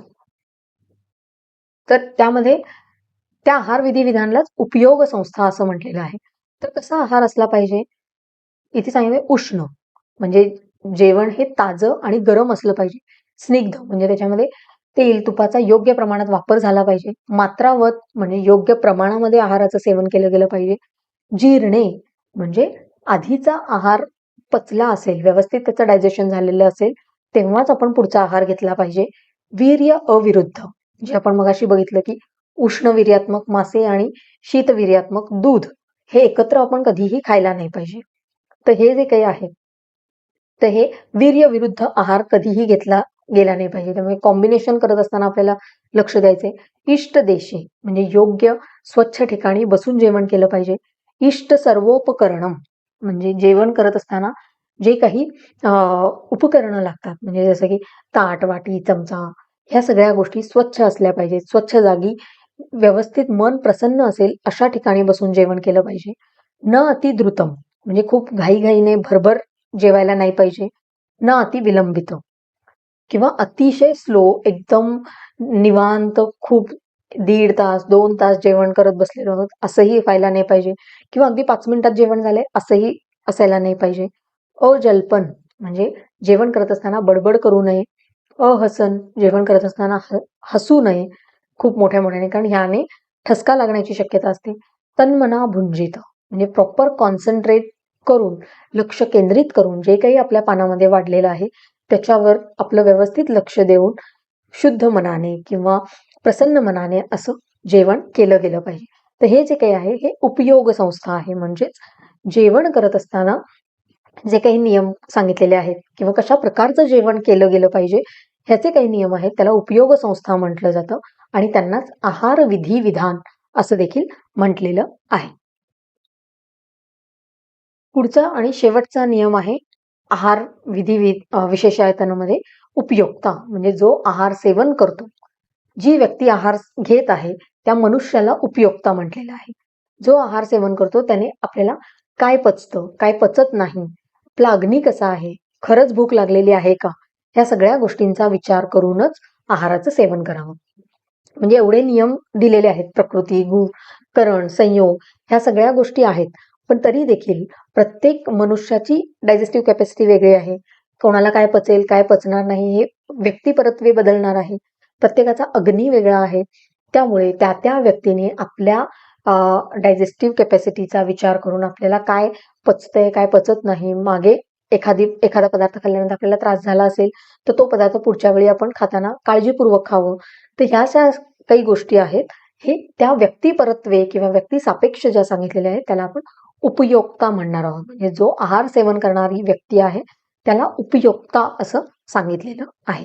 तर हे झाले अष्टौ आहार विधी विशेषायतन, ज्याच्यामध्ये प्रकृती, करण, संयोग, राशी, त्याच्यानंतर देश, काल आणि उपयोग संस्था आणि उपयोक्ता असे 8 फॅक्टर्स आपण डिस्कस केलेले आहेत. पुढचा टॉपिक आहे तो म्हणजे आहार विधी विधान, जे आपण मगाशी आत्ताच डिस्कस केलं की उपयोग संस्था म्हणजे आहार सेवन करत असताना आहाराशी संदर्भात काही नियम सांगितलेले आहेत त्याला आपण आहार विधी विधान किंवा उपयोग संस्था म्हणतो. तर कसं असलं पाहिजे अन्न, जे आपण मगाशी डिस्कस केलं, अन्न हे नेहमी उष्ण किंवा ताजं असायला पाहिजे. त्यामुळे पित्ताचं स्त्रवण जे आहे म्हणजे प्रॉपर जे डायजेस्टिव्ह फायर आहे ते व्यवस्थित काम करणार आहे, जठराग्नी व्यवस्थित काम करणार आहे, डायजेस्टिव्ह ज्युसेस व्यवस्थित काम करणार आहेत. अन्न हे स्निग्ध असावं म्हणजे योग्य प्रमाणात त्याच्यामध्ये तेल तुपाचं प्रमाण योग्य असायला पाहिजे, ज्यामुळे आहार हा मृदू होणार आहे. म्हणजे एक त्याला स्निग्धता येणार आहे, एक त्याला सॉफ्टनेस येणार आहे. त्यामुळे ते स्वॅलो करायला, गिळायला सोपं जाणार आहे. त्यामुळे आहार स्निग्ध गुणात्मक असायला हवं. पुढे पचेल तेवढंच जेवलं पाहिजे. म्हणजे एखादी गोष्ट आवडली आहे म्हणून अति प्रमाणात खाण्यात काही अर्थ नाहीये. जेवढं आपल्याला पचतं, आपली डायजेस्टिव्ह कॅपॅसिटी काय आहे याचा विचार करून जेवण केलं गेलं पाहिजे. आधीचा आहार जर जीर्ण झाला असेल, आधीचा आहार पचला असेल तरच पुढचा आहार सेवन केलं गेलं पाहिजे. म्हणजे आधीचा आहार पचलेला नाहीये, करपट ढेकर येत आहे तरी देखील पुढचा आहार सेवन करणं हे चुकीचं आहे. नंतर वीर्य विरुद्ध आहाराचं सेवन करू नये असं सांगितलं. म्हणजे जसं की फळे आणि दूध, कारण फळे मोस्टली आम्ल गुणधर्माची असतात आणि दूध जर आम्ल रस दुधामध्ये मिक्स केला गेला तर दूध ऑब्व्हियसली खराब होणार आहे. त्यामुळे वीर्य विरुद्ध ज्या काही गोष्टी आहेत त्या खाणं आपण टाळलं पाहिजे. इष्ट देशे म्हणजेच योग्य ठिकाणी, ज्या ठिकाणी स्वच्छता आहे, ज्या ठिकाणी प्रॉपर हायजीन मेंटेन केलेलं आहे अशा ठिकाणी जेवण केलं गेलं पाहिजे. इष्ट उपकरणे म्हणजे जे काही जेवणाची उपकरणे आहेत, ताट, वाटी, चमचा, ग्लास ह्या ज्या गोष्टी आहेत ह्या व्यवस्थित स्वच्छ असल्या पाहिजेत. आणि जेवणाशी संदर्भात काही नियम सांगितलेले आहेत, की तांब्याच्या भांड्यामध्ये कधी दही ठेवू नये किंवा तांब्याच्या भांड्यामधील पाणी आवर्जून पिलं पाहिजे. जर भाजी करायची असेल तर ती लोखंडी कढईमध्ये केली पाहिजे, कारण त्यातलं आयर्न कंटेंट जे आहे ते भाजीमध्ये उतरणार आहे आणि ते आपल्या शरीरामध्ये आयर्न सप्लिमेंट म्हणून काम करणार आहे. तर हे इष्ट उपकरणे म्हणजे जे काही आपण इन्स्ट्रुमेंट्स वापरणार आहोत ते कशा पद्धतीने असले पाहिजे याचे काही नियम सांगितलेले आहेत. नंतर ना अतिद्रुतम म्हणजे खूप भरभर जेवू नये. जर खूप भरभर आणि फास्ट जेवण केलं गेलं तर ते व्यवस्थित त्याचं काय म्हणू शकतो आपण, चावलं जाणार नाही आणि त्याच्यामुळे इनडायजेशनचे प्रॉब्लेम्स होणार आहेत.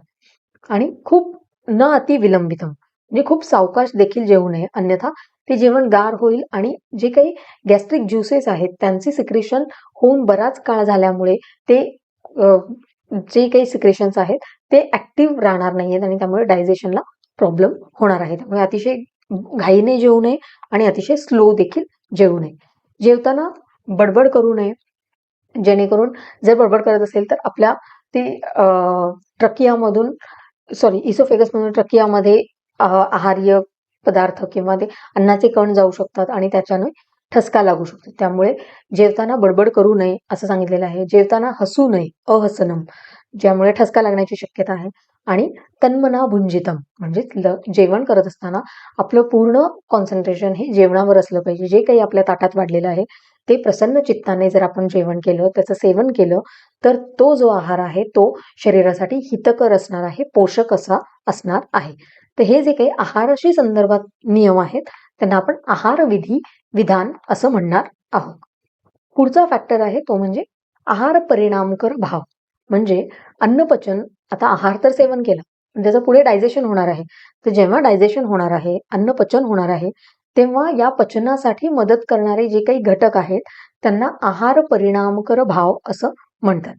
आणि हे आहार परिणामकर भाव किती आहेत तर उष्मा, वायू, क्लेद, स्नेह, काल आणि समयोग असे 6 आहार परिणामकर भाव सांगितलेले आहेत. म्हणजे अन्नपचनाला मदत करण्यासाठी असे जे काही घटक आहेत, जे काही फॅक्टर्स आहेत त्यांना आहार परिणामकर भाव म्हटलेला आहे. कोणते कोणते? उष्मा, वायू, क्लेद, स्नेह, काल आणि समयोग. उष्मा म्हणजे काय तर उष्णता, उष्मा पचती म्हणजे अन्न पचन करण्यासाठी अग्नी किंवा उष्मा हा एक महत्वाचा घटक आहे. ग्रहणीमध्ये जे काही जाठराग्नी आहे म्हणजे डायजेस्टिव्ह फायर आहे त्याच्यामुळे घेतलेल्या आहाराचं पचन हे व्यवस्थित होणार आहे. त्यामुळे उष्मा एक महत्वाचा फॅक्टर आहे डायजेशनमध्ये. सेकंड आहे वायू. वायू अपकर्षती म्हणजेच काय, वायूमुळे अन्नाचं अपकर्षण होणार आहे म्हणजे ते अन्न पुढे ढकललं जाणार आहे. आपण आहार सेवन करत असताना तोंडात किंवा मुखामध्ये आहार घेणार आहोत, तिथे आपण बाईट करणार आहोत, त्यामध्ये सलायव्हरी सिक्रेशन्स ऍड होणार आहेत आणि मुखातून तो आहार आमाशयामध्ये जाणार आहे. आमाशयामध्ये गॅस्ट्रिक ज्युसेस ऍड होणार आहेत. तिथून ते पुढे डिओडिनममध्ये ग्रहणीमध्ये जाणार आहे आणि ग्रहणीमध्ये अन्नाचं पचन सुरू होणार आहे, कारण जठराग्नीचं स्थान हे ग्रहणी सांगितलेलं आहे. तर अपकर्षण म्हणजे काय तर हे जे आहार आहे मुखापासून ग्रहणीपर्यंत पुढे ढकलण्याचं काम, अपकर्षणाचं काम जे आहे ते वायू या फॅक्टरमुळे होणार आहे. त्यामुळे प्राण, समान आणि अपान वायूचे आपल्याला वाताचे प्रकार माहिती आहेत. तर त्यातल्या 5 प्रकारांपैकी प्राणवायू, समान वायू आणि अपान वायूमुळे अन्नाचं अपकर्षण आणि अन्नाचं पचन होणार आहे. त्यामुळे प्राणवायूमुळे अन्न गिळण्याची क्रिया, स्वॅलोईंग ही जी प्रोसेस आहे ही प्राणवायूमुळे होणार आहे. समान वायूमुळे अन्न आमाशयामधून ग्रहणीमध्ये जाणार आहे म्हणजे डिओडिनममध्ये ते सरकवण्याचं, अपकर्षण पुढे ढकलण्याचं काम हे समान वायूमुळे होणार आहे. अपान वायूमुळे जे काही सारकिट्ट विभजन आहे ते पृथक्करण, ते डिस्टिंग्विश करण्याचं काम हे अपान वायूमुळे होणार आहे. त्यामुळे प्राणवायू, समान वायू आणि अपान वायू, तर हे जे वायू आहेत हे अन्नपचनासाठी महत्वाचे आहेत. त्यामुळे आहार परिणामकर भावामध्ये उष्मा जसा डायजेस्टिव्ह फायर इम्पॉर्टंट आहे, उष्णता जशी महत्वाची आहे, त्याच पद्धतीने वायू हा देखील फॅक्टर महत्वाचा आहे, जेणेकरून आहार मुखापासून पुढे ग्रहणीपर्यंत ढकलण्याचं काम हे वायू या फॅक्टरमुळे होणार आहे. पुढे आहे क्लेद आणि स्नेह. क्लेदः शैथिल्यम आपाद्यति आणि स्नेहो मार्दवम जनयति. म्हणजेच क्लेद म्हणजे काय, तर ओलावा, एक मॉइश्चर. तर अन्नाला ओलावा प्राप्त करून देण्याचं काम हा क्लेदक कफ करणार आहे. कफाचे जे काही प्रकार आहेत त्यातला क्लेदक कफ जो आहे तो अन्नाला एक मॉइश्चर किंवा ओलावा प्राप्त करून देणार आहे. त्यामुळे अन्नाचे कण जे सुटे होण्याची प्रक्रिया आहे त्याला ते संघात भेद असं म्हणतात.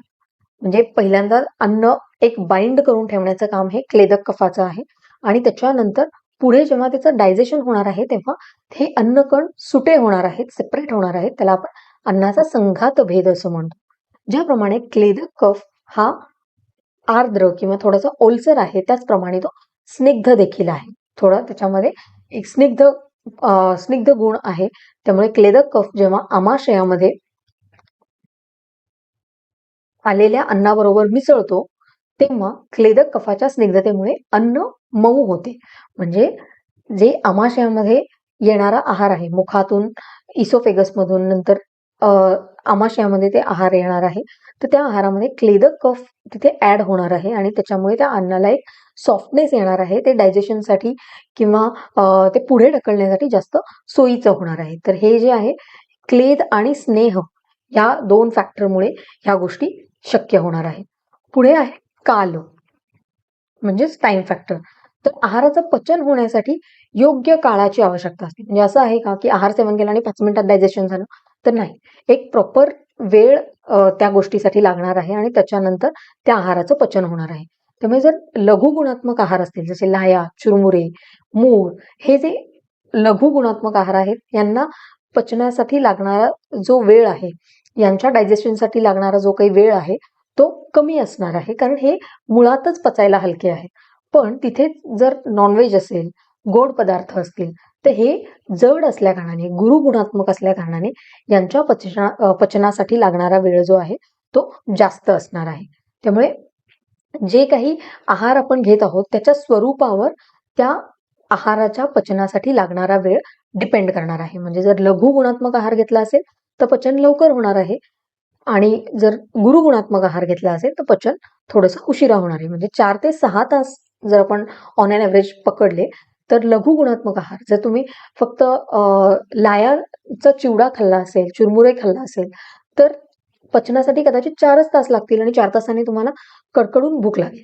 पण जर तुम्ही नॉनव्हेज खाल्लं असेल किंवा श्रीखंड, बासुंदीसारखे पदार्थ जर खाल्ले असतील, तर ते पचण्यासाठी मात्र 6 ते 8 तासाचा देखील वेळ लागू शकतो. म्हणजे 6 तास तुम्हाला मध्ये काहीच भूक लागणार नाही आणि 6 तासांनी देखील तुम्हाला असं वाटेल की आताही मला जास्त खाण्याची काही इच्छा नाहीये. तर हे जे काही आहे हे त्या आहाराच्या स्वरूपावर अवलंबून असणार आहे की कोणत्या प्रकारचा आहार आपण सेवन केलेला आहे त्यावरून त्या पचनासाठी, त्या आहाराच्या डायजेशनसाठी किती वेळ लागणार आहे हे डिसाईड होणार आहे. आणि सगळ्यात शेवटचा फॅक्टर जो आहे तो म्हणजे समयोग. समयोग म्हणजे काय, तर उष्मा, वायू, क्लेद, स्नेह, काल, आतापर्यंत आपण जे काही 5 फॅक्टर्स बघितले, या सगळ्या गोष्टी जेव्हा योग्य प्रकारे एकत्र येऊन यांचा समयोग होतो, यांचं एक व्यवस्थित कॉम्बिनेशन होतं, तेव्हा अन्नपचन हे व्यवस्थित होतं आणि धातू पोषण, जे शरीरातले धातू आहेत ते उत्तम प्रकारे तयार होणार आहे. म्हणजे आहार परिणामकर भाव काय आहेत, तर अन्नपचनासाठी मदत करणारे जे काही फॅक्टर्स आहेत त्यांना आपण आहार परिणामकर भाव म्हणतो आणि त्याच्यामध्ये 6 फॅक्टर्स सांगितलेले आहेत. उष्मा, वायू, क्लेद, स्नेह, काल आणि समयोग. मग आपण आतापर्यंत उष्मा म्हणजे डायजेस्टिव्ह फायर बघितलं. वायू काय करणार आहे, अपकर्षण म्हणजे पुढे ढकलण्याचं काम करणार आहे. क्लेद आणि स्नेह काय करणार आहेत, तर अन्नाला एक सॉफ्टनेस देण्याचं काम करणार आहेत. काल काय आहे, तर टाइम फॅक्टर. जर लघु गुणात्मक आहार असेल तर लवकर पचणार आहे, गुरु गुणात्मक आहार असेल तर उशिरा पचणार आहे. पण जेव्हा ह्या सगळ्या फॅक्टर्स आहेत, उष्मा, वायू, क्लेद, स्नेह, काल, ह्या सगळ्या गोष्टी जेव्हा व्यवस्थितपणे एकत्रित येऊन यांचा व्यवस्थित संयोग झाल्यानंतर जे काही अन्नपचन काय म्हणजे अन्नपचन एकदम व्यवस्थित होणार आहे, योग्य प्रकारे अन्नपचन होणार आहे, त्यावेळी तिथे धातू पोषण देखील उत्तम प्रकारे होणार आहे. म्हणजे धातूंना न्यूट्रिशन प्रॉपर मिळणार आहे. पण या उष्मा, वायू, क्लेद, स्नेह, काल या भावांपैकी एक जरी फॅक्टर ने व्यवस्थित काम नाही केलं तर डायजेशन व्यवस्थित होणार नाहीये. त्यामुळे अन्नपचन व्यवस्थित होण्यासाठी आहार परिणामकर जे काही भाव आहेत, हे जे काही उष्मा, वायू, क्लेद, स्नेह, काल ह्या सगळ्या फॅक्टर्सची साम्य अवस्था असणे म्हणजेच समयोगत्व असणे, ह्यांच्यामध्ये एक बॅलन्स मेंटेन असणं अतिशय गरजेचं आहे. या फॅक्टरपैकी एकाही फॅक्टरने आपलं कार्य व्यवस्थित नाही केलं तर डायजेशन डेफिनेटली बिघडणार आहे. त्यामुळे या सगळ्या फॅक्टर्सचं एक समयोगत्व किंवा त्यांच्यामध्ये साम्य अवस्था, बॅलन्स स्टेट असणं अतिशय महत्वाचं आहे. तर आजच्या लेक्चरमध्ये आपण आहार हा जो टॉपिक आहे हा कंप्लीट केलेला आहे. हा टॉपिक MCQ, SAQ आणि LAQ साठी इम्पॉर्टंट आहे. याच्यामध्ये आहार विधी विधान सेपरेट SAQ येऊ शकतो. आहार विधी विशेष आयतनं LAQ साठी विचारला जाऊ शकतो. आहाराचे भेद वर्णन करा असा SAQ विचारला जाऊ शकतो किंवा आहार परिणामकर भाव असा SAQ येऊ शकतो. असे परम्युटेशन कॉम्बिनेशनने SAQ, LAQ आणि MCQ तुम्हाला या टॉपिकवर विचारले जाऊ शकतात. टॉपिक अतिशय महत्वाचा आहे पण तेवढाच इंटरेस्टिंग देखील आहे. थोडा लेंदी वाटतो पण जर आपण 1-2 वेळा या टॉपिकची रिव्हिजन केली तर आपल्याला हे इझिली लक्षात राहणार आहे. तर आजच्या लेक्चरमध्ये आपण आहार हा जो टॉपिक आहे हा कंप्लीट केलेला आहे. नेक्स्ट लेक्चरमध्ये आपण याच्या पुढच्या टॉपिकबद्दल डिस्कशन करणार आहोत. धन्यवाद.